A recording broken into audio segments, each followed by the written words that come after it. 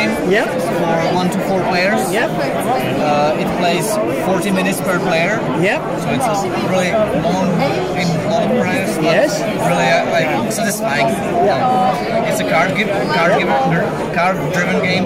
There are over 200 unique cards. Wonderful. Each represents a different project, either from the past or from the near future.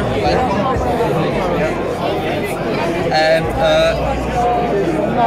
this represents sort of the system, of course, and it slowly rotates as player do some actions. Okay, yeah. And you represent a space agency. You may launch probes, and maybe you want to launch them in the right time to visit different planets. When you visit it, you can either orbit it or you can land on the planet.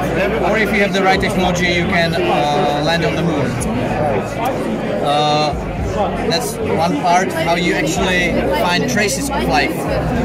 Another part how you find traces of life is by using radio telescopes to look into distant solar systems and try to find exoplanets and traces of life. You had that before. And the last part is that you are actually gathering data from all these stuff, and once you process them, you will gain another. So there are 3 different types of traces that you can collect, and when you do, you will eventually, once you fill these, you will find alien life.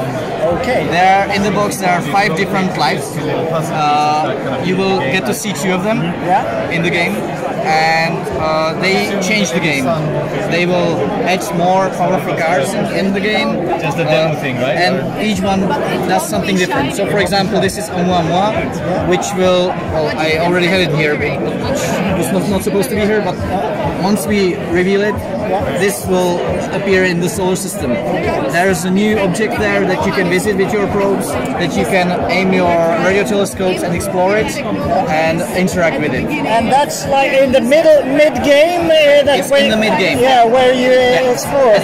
It sounds so cool! It depends on, of course, it depends on the players. Yeah, right. The sooner they visit the planets, they reveal the sectors, the sooner the life will appear. The designer is an amateur astronomer. He's really into technical stuff. He really insisted on stuff to be as close to like technically possible as possible.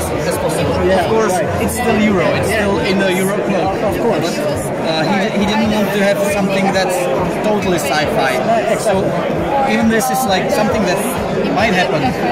There's another life that we discovered some bugs on moons of Saturn, and then we are trying to the cards of them allow you to bring samples of them back to Earth. There's another life that where we actually found some life on a closed solar system, and we are communicating with them, and that's represented by delayed some messages that you put out, and you get some benefit later in the game, and stuff like that.